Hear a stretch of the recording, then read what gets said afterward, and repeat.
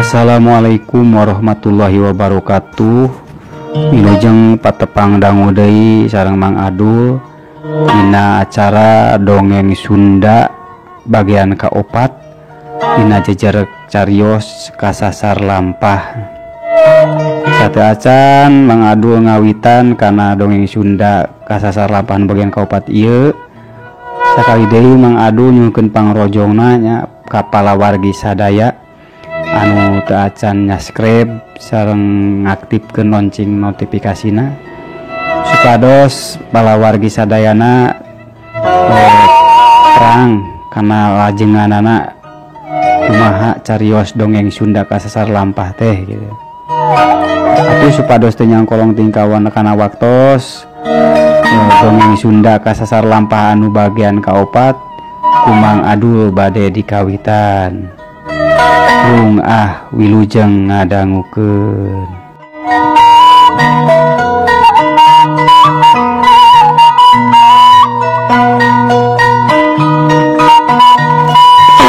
Paneh mah petengah gogo ka uing tutu panceli hayu buruan bangkeus bala bawaril.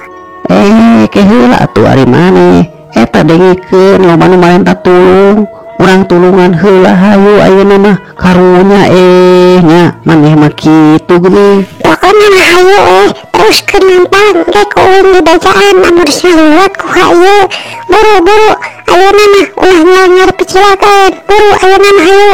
Si Bongkeng jeung makhluk eta kalah parasnya durder marebutkeun nu hiji hayang nulungan anu hiji kudu langsung leumpang tong mikiran kali tu ka dieu.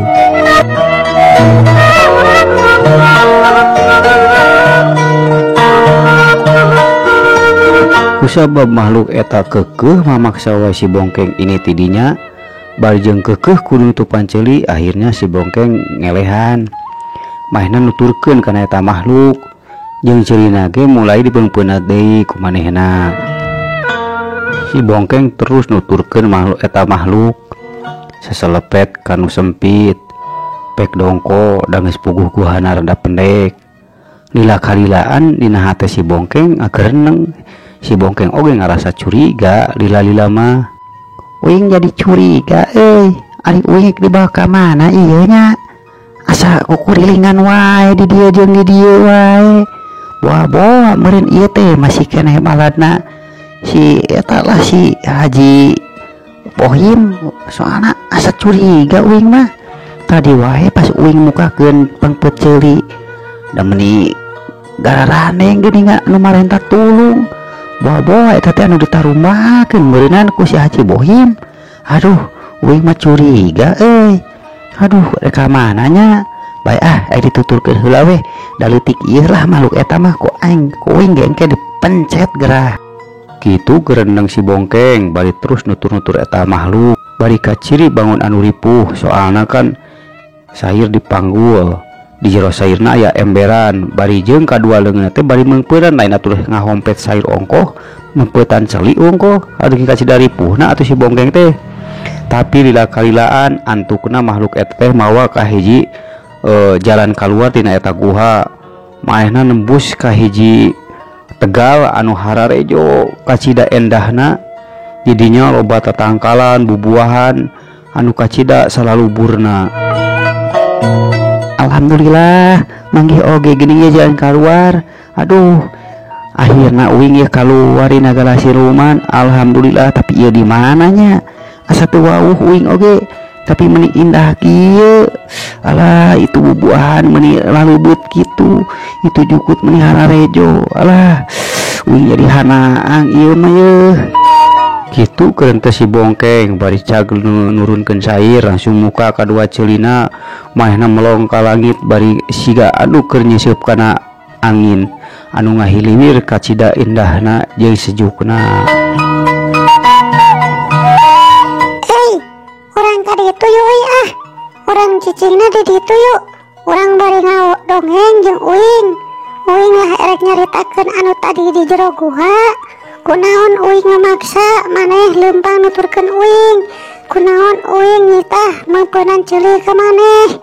Ayo urang carita di ditu yuk Makhluk aneh eta oge muka sora akhirna mah ngajak ka si bongkeng ngobrol dina hanapeun tangkal anu buahna kararoneng teuing buah naon cenah eta teh ngan mahna ngajak ngobrolna dina hanapeun tangkal eta meureun ngameh nyalse jeung bari ngareureuhkeun ka cape. Terus we atuh duanana oge laleumpang nuju kana hanapeun tangkal buah anu buahna kararoneng. Hanepina dina hanapeun tangkal kai, si bongkeng langsung nurunkeun sair, diacageun sairna ka handap jeung emberna, terus manehna diuk.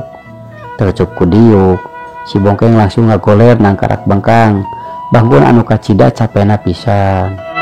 Bari nang karak bengkang, si bongkeng langsung cumarita. Uing mah penasaran euy, kunaonnya tadi maneh ngalarang-larang uing nulungan ka anu marenta tulung basa di guha. Ciklah jelaskeun naon alesanana. Uing mah asa penasaran euy, sumpah lah. Kitu tanya si bongkeng ka eta makhluk. Manehna ngarasa penasaran kunaon cenah makhluk eta tadi ngalarang-larang si bongkeng erek nulungan kanu marenta tulung basa di guha.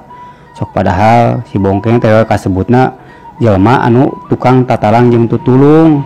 Masalah mampu jeung henteuna mah kumaha engke jeung si bongkeng. Nu penting nama manehna geus berusaha erek nulungan ka jalma anu menta tulung. Kuing geus salut euy ka maneh beneran.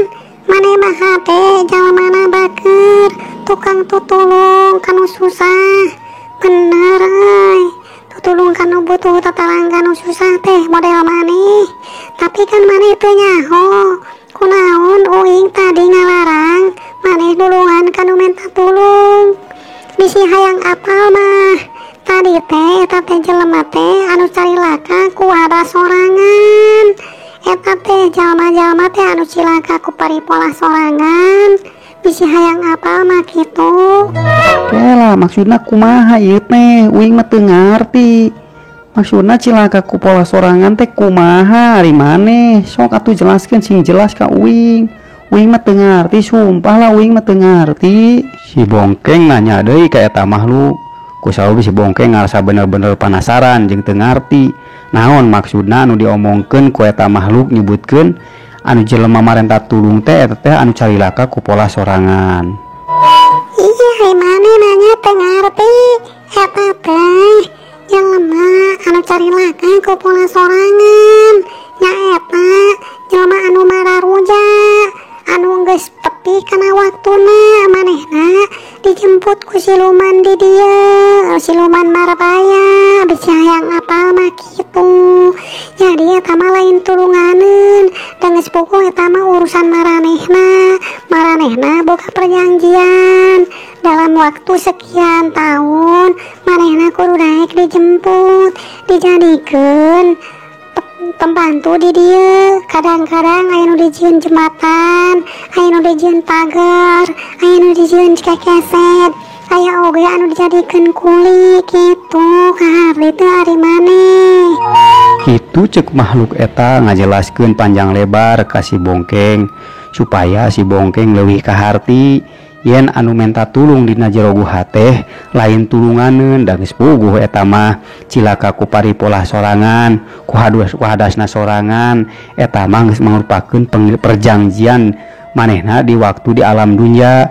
Manehna siap dijemput dina catetan geus beak waktu perjanjianana. Ngadenge penjelasan kitu atuh si bongkeng ge ngarasa kaharti ari kitu mah.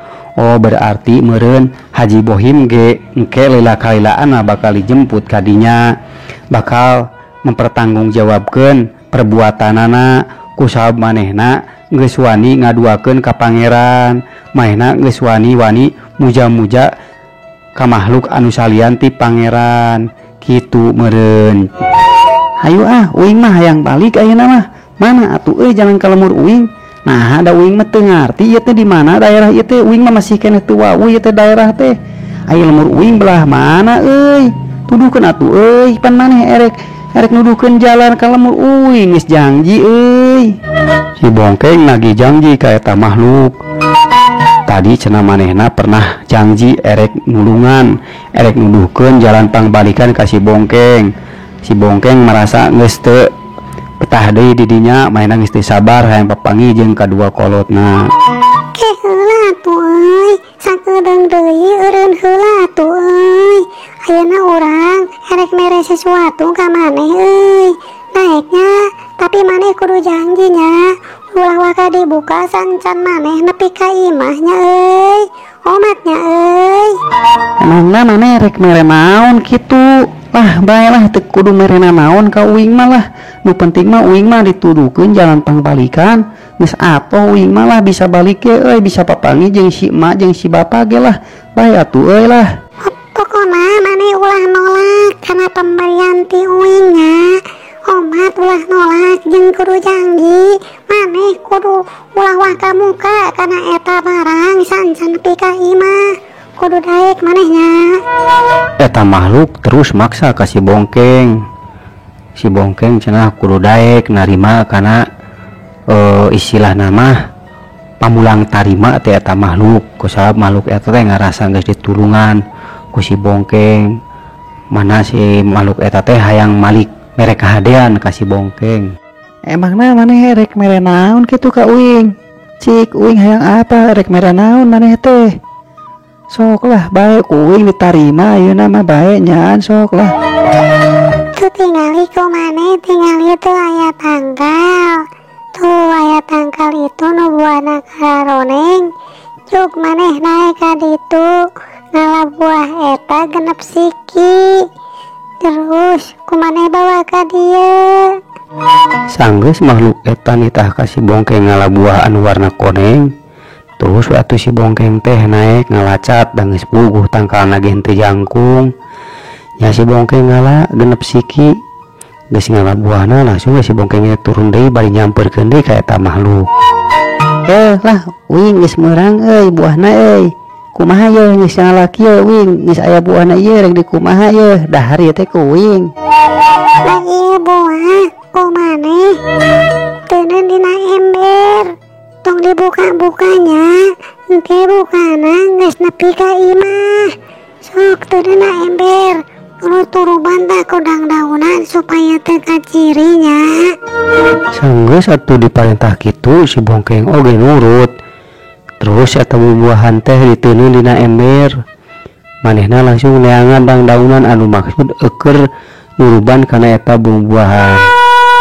Barang si Bongkeng balik deui sanggeus neangan runtah akeun nuruban buah anu warna koneng eta. Si Bongkeng heran. Si Bongkeng uak lieu. Anu maksud si Bongkeng neangan makhluk anu tadi nitah ngalabuah koneng teh si horeng nyatak geus eueuh. Atuh si Bongkeng ge kokorele nganeangan. Bingung campur jeung reuwas. Mananya euy? Si euy tadi ka mana? Mana uing canyaho ngaranna saha eta nya? Aduh ka mananya? Piraku euy ngaleungit ka mana ari uing kumaha balikna atuh? Da nyapak eueuh geuning eta si makhluk. Aduh uing jadi bingung balik kumaha nya. Percuma atuh uing mau buah ieu ye aduh. Si Bongkeng terus kolorang-koloreng neneangan bari kukulutus. Manehna bingung. Cenah lamun eueuh makhluk eta mah bingung moal nyaho jalan ping balika. Terus waktu si Bongkeng teh diuk ngaharuk bangun anu sedih jeung bingung. Mainan nangkep tuur bari melong kana ember anu eusina buah warna koneng anu situruban kuruntah. Barang si Bongkeng keur ngahuleng, si Bongkeng ngadadak curing hak. Soalna hawar-hawar aya sora makhluk anu tadi, tapi makhluk nama eueuh ngan kadenge sorana hungkul hawar-hawar. Hei, maneh ulah ngahuleng hei. Uing geus aya di dieu hei. Sok ayeuna mah kumaneh eta bawa buah anu dina wadah panggul jeung etana. Sok ka dieu maneh lempang ka belah kidul. Engke di belah kidul bakal aya hayam bodas anu pikeun nyuduhkeun jalan pangbalikan ka maneh.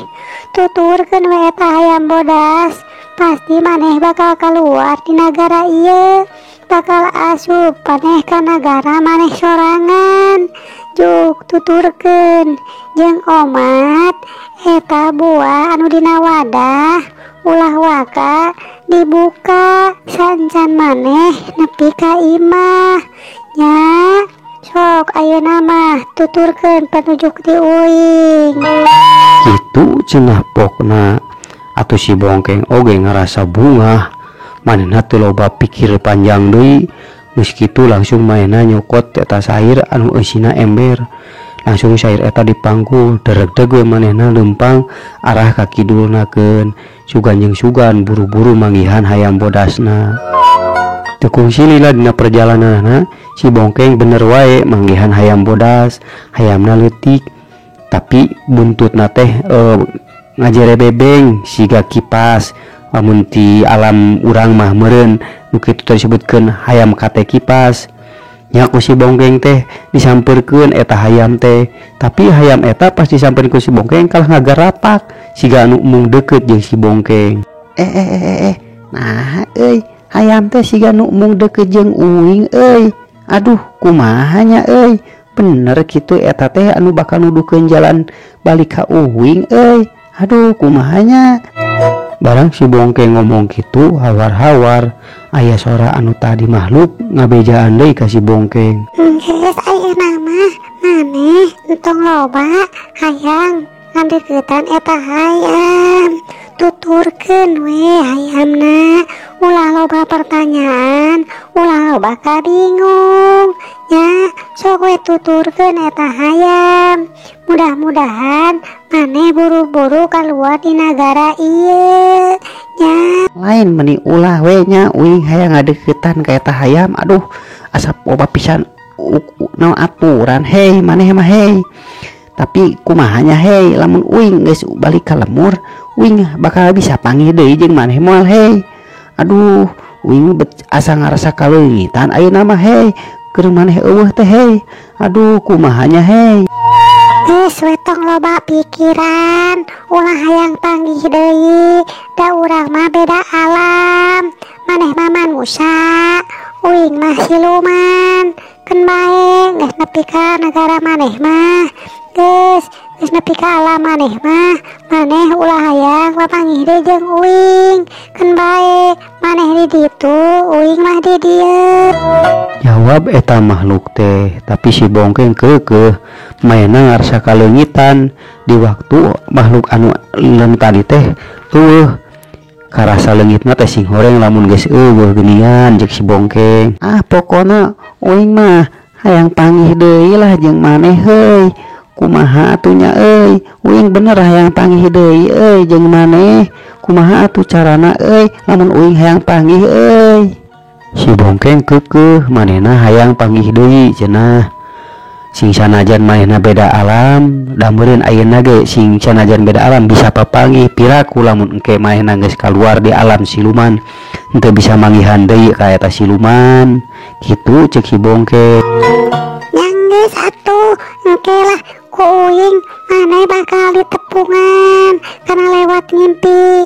Lamun maneh hayang panggih jeung uing kayak dibejaan carana dina ngimpi. Lamun maneh kesare nya suk atuh ayeuna mah maneh geura lumampah tuturkeun eta hayam bodas teh. Itu ceuk suara makhluk anu teu puguh ka ciri-cirimna. Maena nyanggupan cenah lamun si Bongkeng geus ngarasa hayang panggih, geus ngarasa sono ka eta makhluk. Si makhluk eta pasti bakal ngadatangan kana ngimpi si Bongkeng supaya bakal ngabejaan carana kumaha lamun hayang panggih eta makhluk. Sanggeus kitu mah atuh langsung we si Bongkeng teh ningalikeun eta hayam bodas, bari nutur-nutur eta hayam bodas ka mana wae eta hayam bodas leumpang ku si Bongkeng dituturkeun, erek kanu bala, erek kana cungkrang, erek kanu kumaha dituturkeun. Ngan anehna teh sing sanajan si Bongkeng numpang kana jurang, sing sanajan si Bongkeng numpang kanu sararempit, ngan ukur ngabung-bung anu karasa ke si Bongkeng teh eueuh karasa anu sieun, eueuh karasa anu dakduk-dak atawa di garaduk. Eueuh si Bongkeng teh bener-bener siga nu leumpang dina jalan anu mulus. Sanggeus si Bongkeng nutur-nutur eta hayam cukup lila, si Bongkeng rada ngarengkog. Soalna hayam bodas eta teh geuning ngadadak asup kana dapuran kana sabrang. si bongkeng rada ngahulang sakedeung bari ngagereneng dina hatena. Alah sia asup kana sabrang euy. Tuturkeun entong nya euy. Aduh aing mah mangkana loba cucukan euy. Kumaha nya euy? Tuturkeun we kitu. Aduh aing mah tapi dajek si abah oge besa eta kita tuturkeun cenah masing kana liang leutik ge. Kata mata mah tadi ku si euy di bejaan deui kudu dituturkeun sing sanajan kana liang leutik ge. Ah ek dituturkeun ku uing bae kumaha kewe Kitu gereng teh si bongkeng. Bari akhirna manehna oge nuturkeun kana eta hayam asup kana dapuran gana-gana sabrang. Tapi aneh kasida anehna pas si bongkeng abus kana dapuran gana sabrang, si bongkeng tiba-tiba keluar dina wahangan. Si bongkeng atuh rada reuwas jeung bari bingung kamana atuh tadi hayam. Si bongkeng rada ngahuleng, nah uing bet keluar dina wahangan tapi kaayaan pakaian henteu bararaseuh kitu cekeun teh si bongkeng. Astagfirullahaladzim. Nah uing bet keluar na wahangan alah sia iya uing bet keluar dina jero wahangan geuning baju uing henteu bararaseuh nya calana henteu baseuh iya sair gitu baseuh aneh ari ieu di wahangan mana nya nya kitu gerendeng si bongkeng bari culak cileug ningalian kana pakaianana anu tetep we gararing. Soalna aneh si bongkeng teh keluar dina wahangan dina leuwih tapi kaayaan pakaian bajuna teu baseuh calana teu baseuh sair sumawona jeung si bongkeng rada teu ngarti ari eta aya di wahangan mana. Sanggeus si bongkeng ulak-ilik rada naek ka luhur curang cireung si bongkeng karek sadar yen mahina teh aya di wahangan marbaya atuh kacida bungahna. Hampir satengah tingaga jeleng si bongkeng lumpat kana sawah soalna si bongkeng geus aya deui di alam dunia.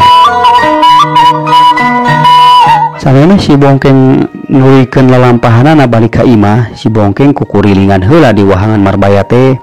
Mahena ka kilir ka kulon, ka kaler ka kidul, terus we bulak-balik. Mahena ngarasa bunga yen ayeuna geus aya di alam dunia, di alam nyata, di alam anu sabener-benerna. Ngan manehna anggar uwak dieu neneangan anu hayam anu bodas tadi kamana cenah hayam teh bet eueuh padahal wancing geus erek magrib. Aduh cenah ge kumaha teuing jaba ieu wancing geus rek magrib sakedeung deui adan tapi eta hayam eueuh. Maksud si bongkeng mah neangan hayam anu bodas tadi teh erek dibawa ka imah erek dikukut soalna maneh ngarasa istilahna atoh jeung nganuhunkeun geus dibere petunjuk jalan pibalikeun ku eta hayam anu bodas teh. Teu kungsi lila si bongkeng ngadenge hawar-hawar adan magrib atuh si bongkeng ge ngeureunnan neangan kana hayam bodas eta ge keun bae cenah meureun buat teuing eta hayam teh geus dibawa ku si euy tadi dibawa di ka alam siluman. Soalna di teteangan ge teu kapanggih daripada meureun ke kapoekan balik ka imah. Antukna si bongkeng nulikeun lalampahan pikeun balik menuju imahna di kampung Sudahayu.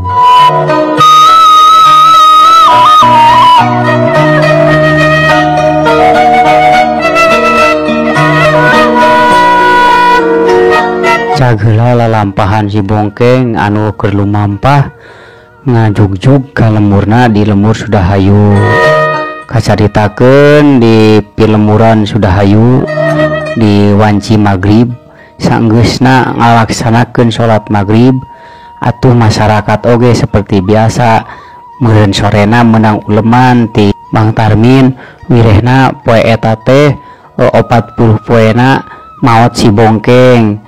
Atuh Pak Haji Basar oge manehna kasarua ka imahna Mang Tarmin baris mimpin kana doa anu erek di laksanakeun di imah Mang Tarmin.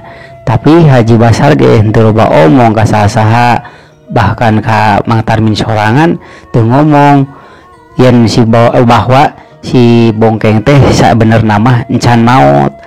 Ngan Pak Haji Basar teh henteu wani ngomongna teh da soalna salametna si bongkeng di nagara siluman teh encan pasti nah bener-bener bakal salamet atawa moal. Jadi Pak Haji Basar ge henteu waka betus ka saha-saha ku kaayaan si bongkeng ayeuna di nagara siluman ngan ai Pak Haji Basar kunaon daekna ngalaksanakeun 40 poean di di imahna Mang Tarmin. Ngahaja Pak Haji Basar oge supaya nyumputkeun atawa nyalindungkeun kumaha kaayaan si bongkeng di nagara siluman supaya masyarakat didinya henteu geruh kewe cenah. Lamun misalkan si bongkeng geus puguh salamet sakakarak Pak Haji Basar anu bakal siap ngajelaskeunana kumaha kajadian anu sabener-benerna.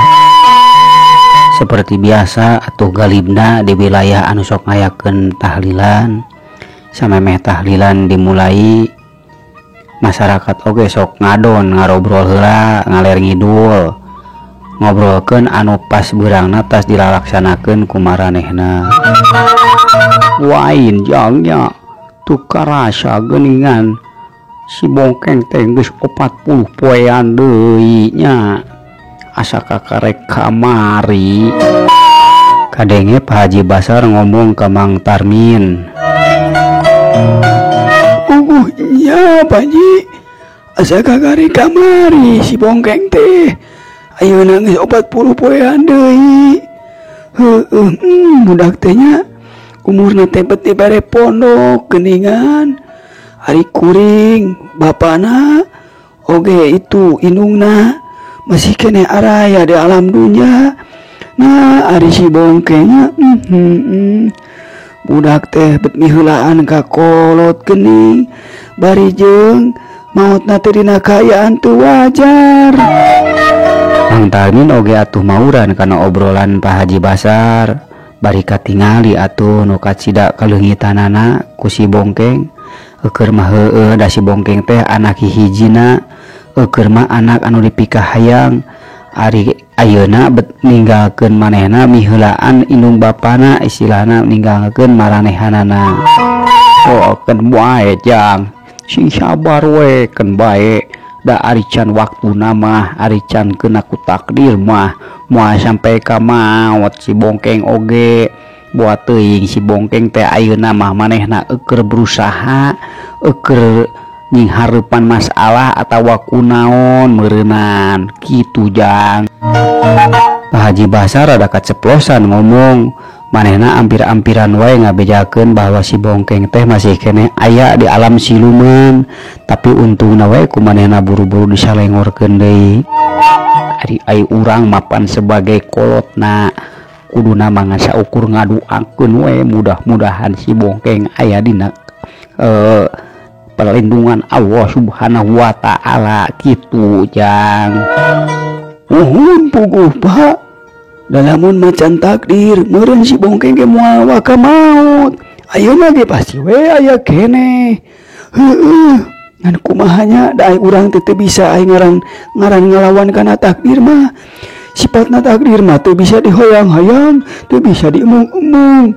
Kuring ge lamun mah bisa usul kajin keneh kuring we heula anu dipiheulakeun dieuweuhkeun dipunut ku nu rahayu teh moal waka si bongkeng karunya manehna mah masih keneh panjang lampahanana, masih keneh can ngalaman can wareg di alam dunyana. Kitu ceuk Mang Tarmin. Atuh setengah teu ridho sabenerna mah dina omongan Mang Tarmin eta teh, tapi ngan Mang Tarmin ge buru-buru sadar deui bahwa yen takdir mah heueuh teu bisa dipungkir. Jadi daek teu daek ayeuna mah kudu ikhlas jeung ridho meureunan ku ditinggalkeunana ku si bongkeng. Ulah kitu jang. Ari ngaran-ngaran mah kahirupan mah manusia ngan sakedar aya kahayang, angger anu naktungkeun mah nyaeta Gusti Allah. Boa teuing lamun misalkan ilaing anu dipunut kuno rahayu meureunan nyarek kumaha si bongkeng hirupna nya kumaha meureunan pamajikan ilaing kitu jang. Pak Haji Basar satengah ti mamatahan ka Mang Tarmin. Soalna omongan Mang Tarmin tadi anu nandakeun siga nu teu ridho ku ditinggalkeunana ku si bongkeng. Kumaha ieu teh geus ngalarumpul kabeh kitu jang. lamun geus ngumpul mah urang mulai wae bisi kaburu peuting karunya halayangan istirahat cara rape meureun tadi burang geus digarara we. Pak Haji Basar oge buru-buru motong karena obrolan manehna jeung Mang Tarmin bisi kapapanjangan cenah soalna ari ngaran-ngaran ngobrol sapanjangan mah kadang-kadang ngomongna ge osok balang bentor kamana karep jeung deui hariwang bisi Pak Haji Basar kaceplosan ngomongkeun masalah si Bongkeng. Sigana mah parantos Pak Haji, sigana mah parantos karumpul sadayana ieu teh. Sok atuh we urang kawitan wae. Da nya ieu ge haroyongan istirahat panginten. Data acara pe atuh tos didarama tadi siang. Ari kitu mah tos beres kantunna tepan isya panginten ari istirahat. Mang Tarmin oge atuh nyeluyuan yen acara erek dimulai teh soalna emang mainna oge geus ngarasa capek hayang istirahat cenah tadi tas beurangna tas barang gawe digawe di kebon batur. Sanggeus sakabehanana jara rempe atuh ngadu age dimimitian ku Pak Haji Basar di aminan ku sararea yen eta teh 40 poeanana maotna si Bongkeng. Barang ngadarua kira-kira geus aya 10 menitna tiba-tiba imah Pang Tarmin ngarieg kacida tarikna ngarieg sababaraha kali atuh anu keur ngadaru age ngaradak jara rempe bahkan bari ngararomong. Alah Mang, aya lini Mang. Ya aya lini nya Mang. Mang aya lini. Oh, bener, aya lini Mang, aya lini. Oh, ini la ilaha illallah, la ilaha illallah, la ilaha. Kitu cek warga anu araya ngadarua di imahna Mang Tarmin. Kabeneran atuh eta lini teh henteu sakedeung lumayan ngadarila. Aya kana 5 menitna eta lini lumayan gede deui ngan bubuhan. Posisi aya dina imah panggung jadi henteu ambruk. Da ngaran-ngaran imah panggung mah pangeun pakuat-kuat dina paku. Jadi moal bisa rugrug teh siga imah anu ku tembok. Geus keun bae lini mah moalna naon?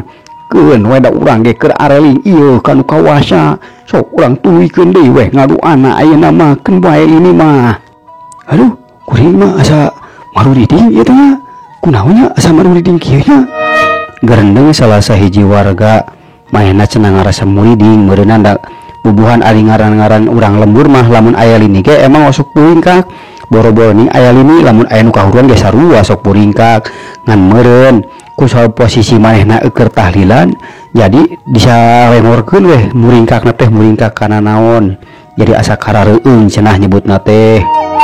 Wongos lain muriding sok urang ngaduan deui barengan deui sok sararea babarengan deui. Pak Haji Basar ge atuh sakali deui nenangkeun ka masyarakat bari ngajak deui ngadua babarengan. Barang di masih Bongkeng di imah Mang Tarmin keur 40 poeanana ka maotna si Bongkeng kacaritakeun si Bongkeng anu keur di perjalanan menuju ka imahna di kampung Sudahayu.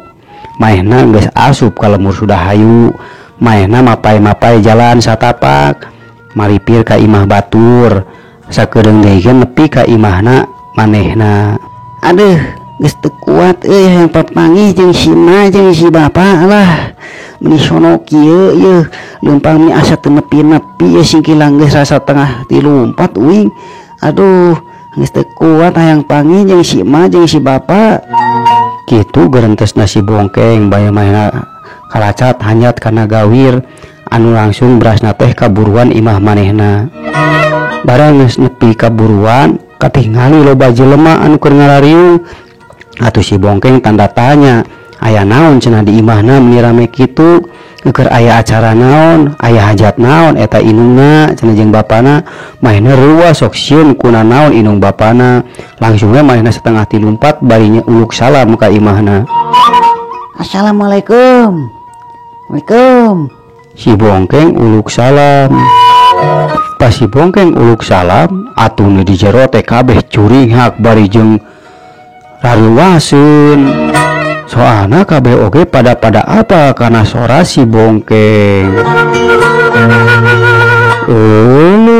Waktu saos-saosna pamiarsa barantos teu nyekapan atuh dongeng Sunda kasasar lampah anu bagian kaopat dicekapkeun dugikeun ka dieu heula. Insyaallah dina Sabtu payun Mang Abdul baris neraskeun deui kana dongeng Sunda kasasar lampah anu bagian kalima. Permio.